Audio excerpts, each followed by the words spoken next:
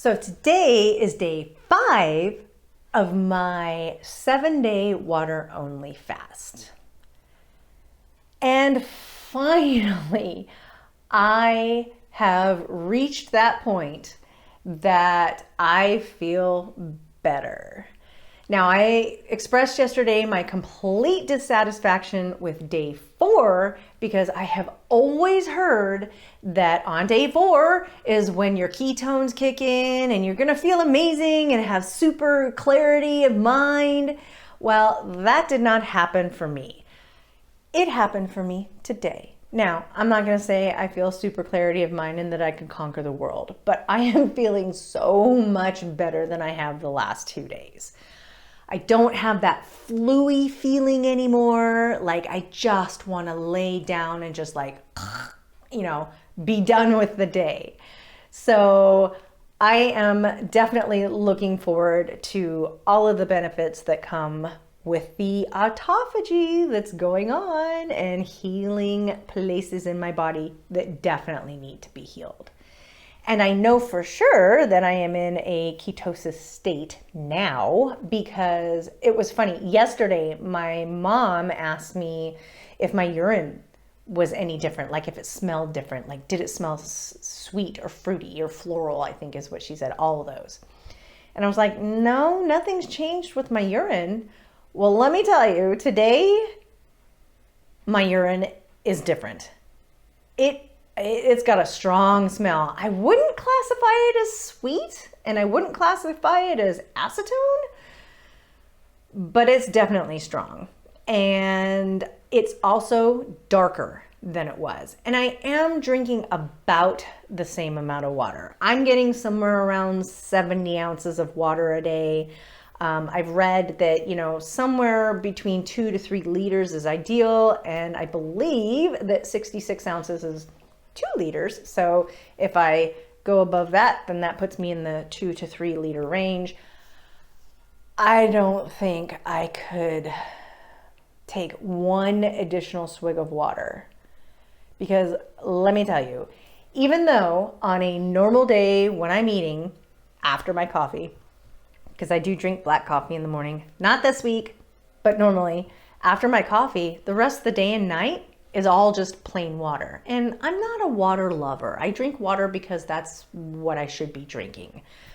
I don't hate it, but I certainly don't love it. Well, let me tell you, I hate water right now. I am so tired of drinking water. It's awful. And just taking swigs of water almost makes me feel slightly nauseated because it's just so gross at this point. Means to an end, people. We suffer through the first couple of days where you're a little bit more hungry. I had growling, but I'm used to fasting for 2 days, so it didn't really bother me that bad. And then, days 3 and 4, I definitely was not hungry at all, and I felt so bad that you wouldn't feel hungry anyway. Even if your stomach growls for a second, you're like, there is no way in the world I would eat under these conditions anyways, because think about it, when you have the flu, you do not eat, right? You're like, ugh, I don't want that. So that's definitely the way that I felt the last 2 days. I'm not having that flu-y feeling anymore, but I still have zero desire to actually eat.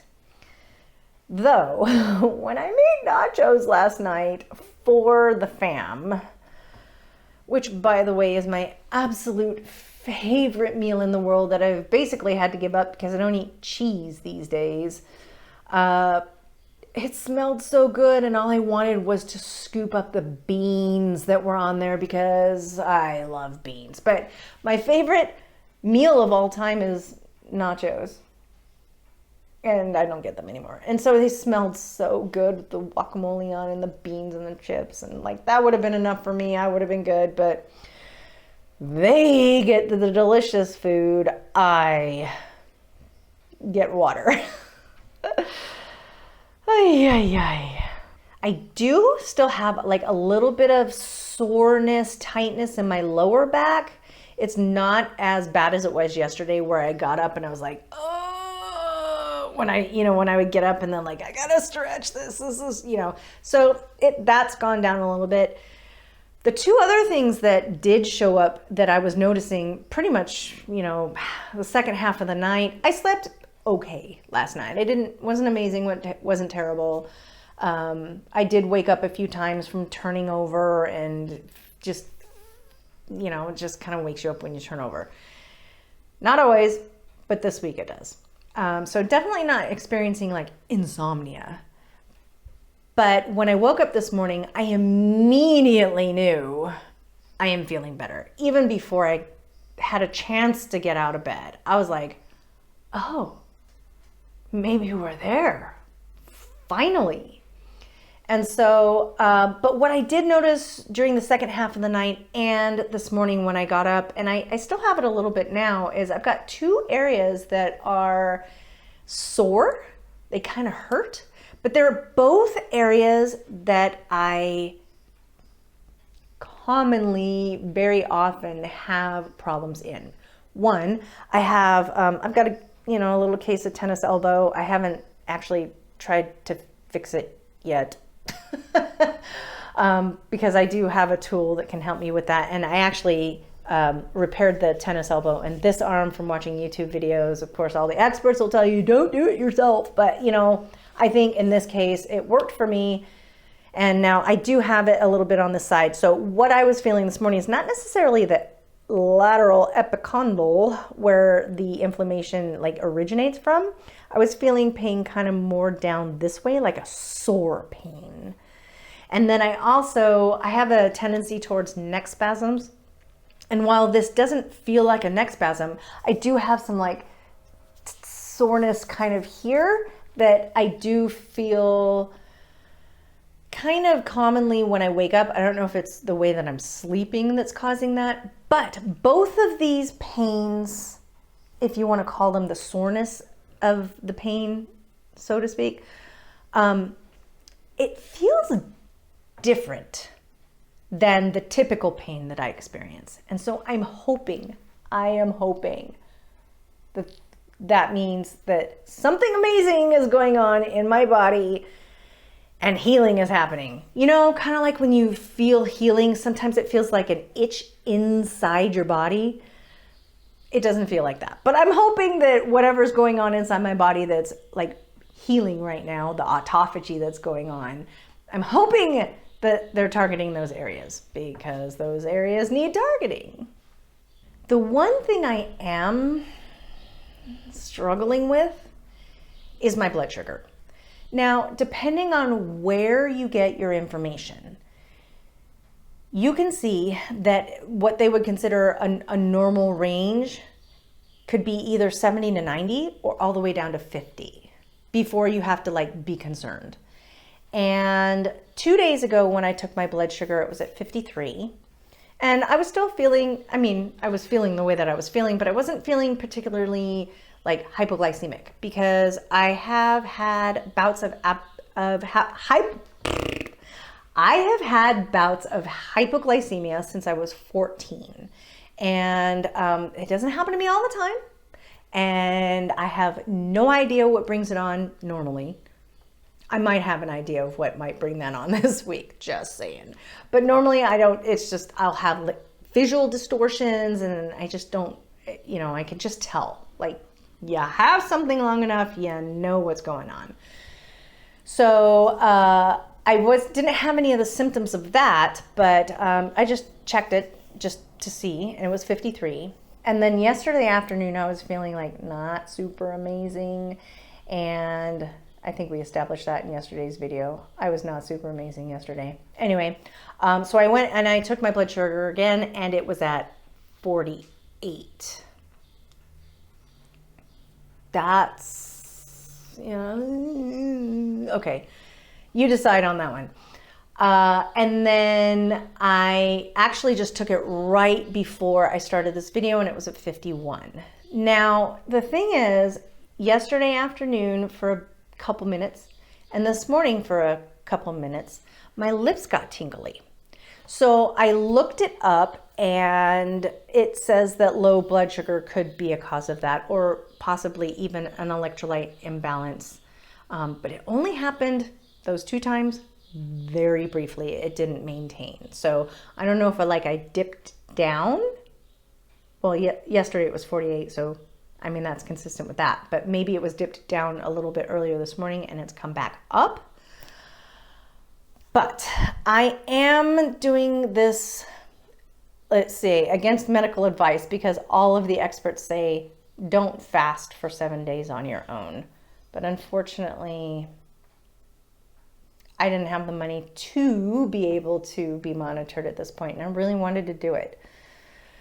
And that's the choice I made. So, of course, there are risks with that. So I can't say that I necessarily recommend that anyone else do what I'm doing, not having like a daily monitoring of some sort. Because at this point, while I'm feeling so much better, who knows what's going on inside of me? And maybe it's not a good idea. I mean, the risks, leave you into permanent damage or death. But being the fact that I'm feeling pretty decent overall, that kind of indicates to me that maybe it is okay. So I have a decision to make. Do I keep going on with the fast, or do I cut it off today? So here is where my mind is on that. Okay, least of all on the list of reasons to not stop the fast 2 days early. 2 days early of my goal is that I said I was going to do a 7-day fast, right? Now, everybody that I told at work and people I know, I told them if my body lets me, I'll do 7 days. But I'm already day 5 into what I am calling a 7-day fast, at least even for these videos. I have a hair. Come on, ladies, That's awful when that happens. You can you feel it's all crawly. Anyway, I don't know. I also have a super very strong challenge streak. So if I create a challenge for myself, not I challenge other people or somebody else creates a challenge for me, I am not subject to that kind of persuasion. But if I make a decision that I want to do something, I am so driven to see it to completion, and either just completion or a goal or whatever the intended outcome is, that's where my mind lives. So not seeing this to the end would make me very, very sad. But I don't really want permanent damage or die either. But here's the thing with that. I don't actually believe that I will have any significant,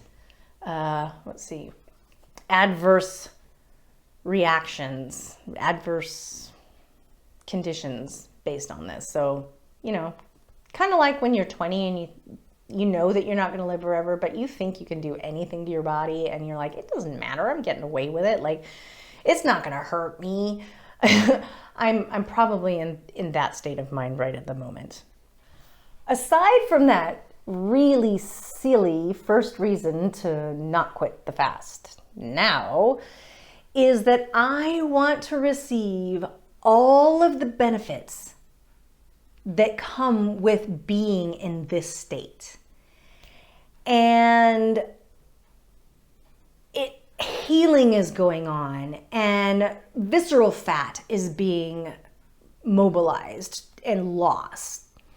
And I don't want to miss out on any of that. And if I quit today, then I miss out on that. Now, of course, there's the other side of the teeter-totter. So, how do you weigh that when you don't really truly believe that's what's going to happen? And the third thing is very much related to the second thing is, I spent 4 full days of like mild torture that I did to myself to get here. I suffered through the first 2 days of a little bit loopy, and my driving skills not so great, and a little bit hungry, but like just knowing that there was like 6 days ahead and 5 days ahead, like we're so far away from the goal, and then I get to day 3 and day 4 and I just feel awful. I just feel bad. I just made it over the hump.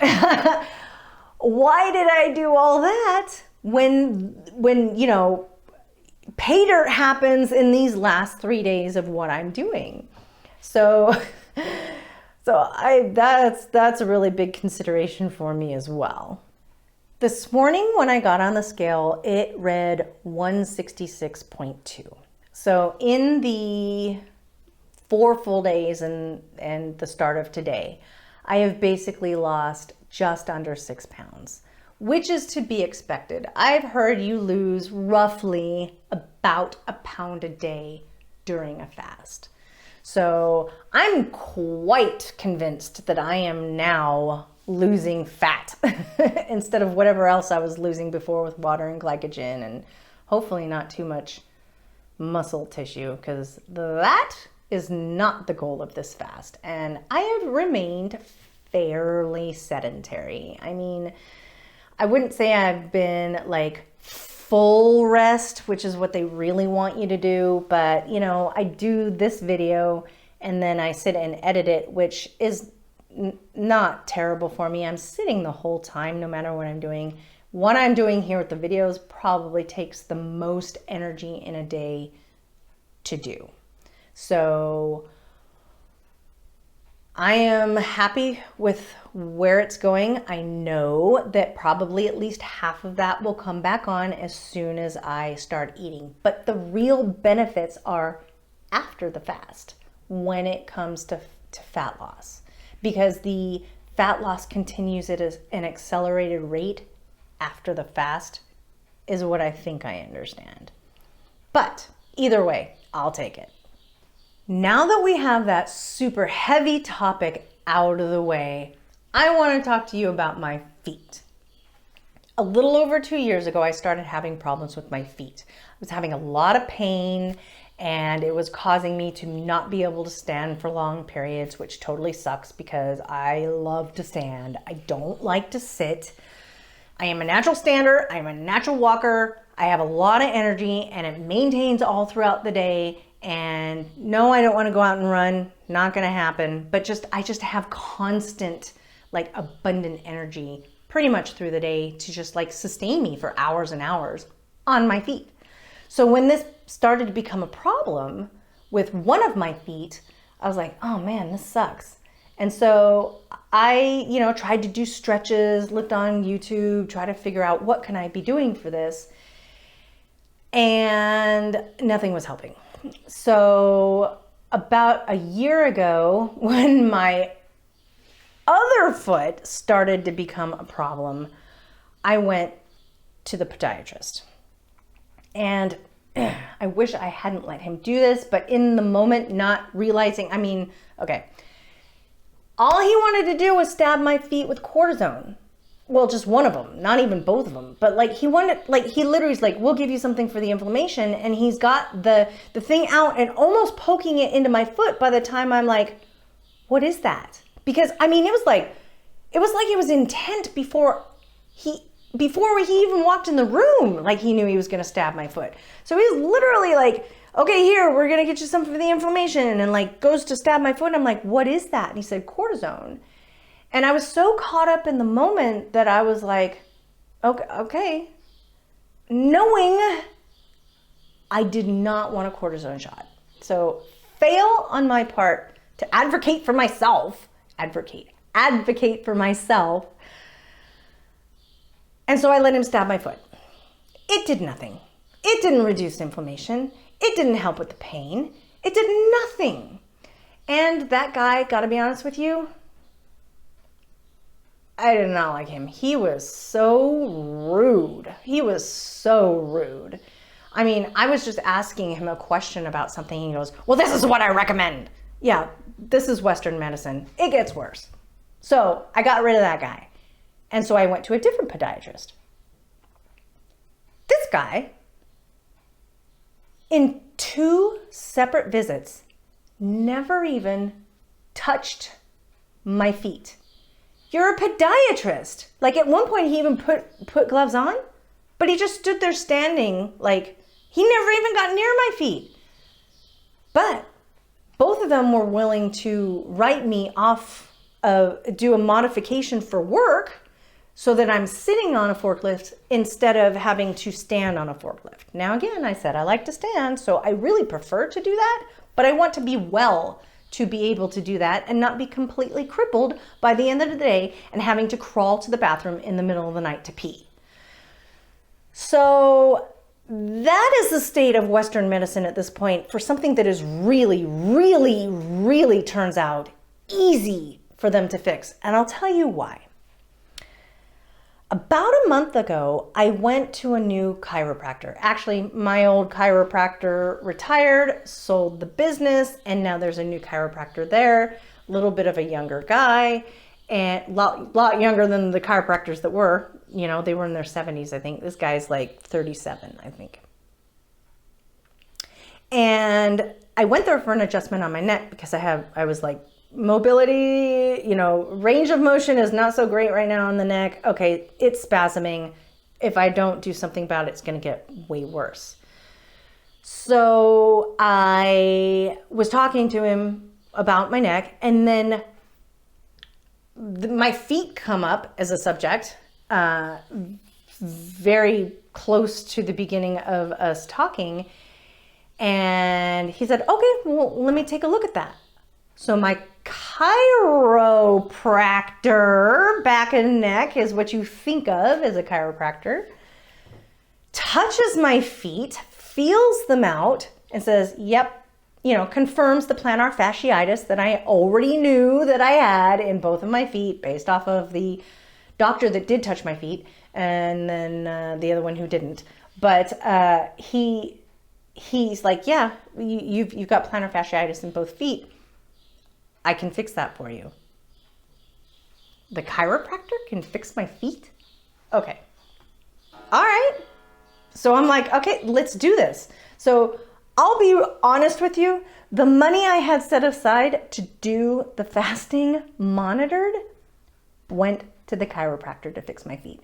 Because doing the fast and not fixing my feet makes no sense. Because the main driver of why I'm doing this fast is so that I can walk, that I can go walking, that I can exercise, that I can stand on my feet for 12 hours of my shift at work, so that I'm not standing in my kitchen with oh my gosh, my feet are awful. And then I get off my feet for 5 minutes and then I'm having to limp on my toes on one side. Both have done this, but limp on my toes on one side just so that I can get up and go to the bathroom and then crawl there in the middle of the night. So we dropped the funds for that, took it away from the fast, and I have gone to 3 visits before today. I went to 3 visits. He said it would probably take about 3 visits to start really noticing some difference. So we scheduled this 4th appointment. It was strategically planned to be on this day of my fast so that with what he does and the healing that needs to happen after the therapy that he's doing, I will have enough days of autophagy to help target the healing there. The entire backbone, so to speak, of why it is I'm doing this fast. So I went this morning and had my 4th visit out of 6 visits that I'm doing with him. And let me tell you, it is just physical therapy, okay? I know this because when I had lateral epicondylitis tennis elbow. On this arm, it was no problem for them to immediately send me to physical therapy, and they did essentially the exact same therapy that I am doing now with my chiropractor for my feet. This therapy requires real determination to go through with it and allow it to be what it really needs to be in order to get the healing done in the amount of time you want it done, which in my case is the 6 visits because I cannot afford to pay for any more. It is painful, especially the first time I went. Wow, I walked out of there feeling like there was a lump under one of my feet. It was so painful.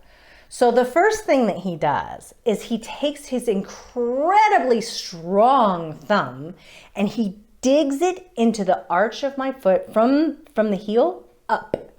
And what he's doing is he is trying to feel for the areas that he needs to target each time that he does it. And the other thing it does is it kind of prepares my foot for what is coming next. And as if the thumb thing wasn't painful enough in an already damaged foot situation, he then takes this tool called a gua sha, which I actually have one because when I went to my physical therapy for my arm, I went there like once or twice, I can't remember, but it was so expensive. I was like, I can do that on my own. And so then I bought the massage like lotion, or it's like a massage lotion and the gua sha to like do it myself. And, you know, of course, against medical advice, you know, we do that around here, but I'm fine now. So I'm not going to say that was a bad thing, but he takes the gua sha, which is a metal tool, and he literally digs it in and scrapes up my foot. And you can just tell not only by the feel of it, but the sound of it. It goes because it's breaking up these like little nodules of scar tissue that is caused by the condition itself. So after my first visit, I started putting the appointment in as foot torture because it really, really is. But I told him, do whatever it is that you need to do. I will just breathe through the pain. And that is exactly what I have done so far. And I would not have it any other way because I know that what he is doing is exactly what needs to be done, and I don't want it delayed, and I want it done and over with by the end of the 6 visits. So here's the real question. Why did neither one of those podiatrists that I went to, which by the way are part of my insurance network, why did they never even mention physical therapy as an option to fix the problem with my plantar fasciitis? That again just shows you the absolute disgrace that Western medicine in the model of what it is, at least in the United States, what it has done. It does not care if we are well at all. I'm actually quite shocked they never offered me pills. I am shocked, which I never would have taken anyways because I can't take pills. Pills are not my thing. So when I went to the podiatrist, all they ever recommended is get the right shoes, ice, stretch, and rest my feet, both of them. Like, because by the time I went to them, it was both of them. That's all they ever said to do. Oh, and they were absolutely willing. And in fact, the last time I went to the podiatrist, which was before I went to the chiropractor, he said, "Oh, just tell me how long you want your note for. I'll keep writing you notes and forever, however long you want." Okay, what I want is to be healed. I don't want to have to sit for 12 hours a day at work. That's what I want. But according to my podiatrist, there's nothing else that can be done. I just, get the right shoes, ice the foot, stretch it, and let it rest. Well, 2 years of rest have done nothing. I've literally been sitting on my butt on my forklift for over a year now. You know what it's doing? It's causing me to lose muscle mass on my rear. You use it or you lose it. And I don't want to lose muscle mass because I'm stuck sitting. And while in the long run of healing, all of those things are absolutely necessary, the chiropractor basically told me the same thing, but he did one thing different. He did something to try to solve the problem. So I am hopeful that I'm going to be healed by the end of the six sessions. I am hopeful that the autophagy that I'm experiencing now, and however long that goes on, to help remedy and heal properly. Because as he does this, there's like a reshaping that happens with it as well. He's like kind of getting the tissues to react properly so that I don't continue to have this problem. But all of those podiatrist recommendations do nothing if you don't actually get to the root of the problem, which again, I hate Western medicine for that. I wish I had more funds to be able to like find an integrative or functional medicine doctor. I just don't. So I have to do what I can with what I have. So I have a decision to make. Do I continue with the fast? Or do I call it quits? I guess we'll find out in tomorrow's episode. See you next time.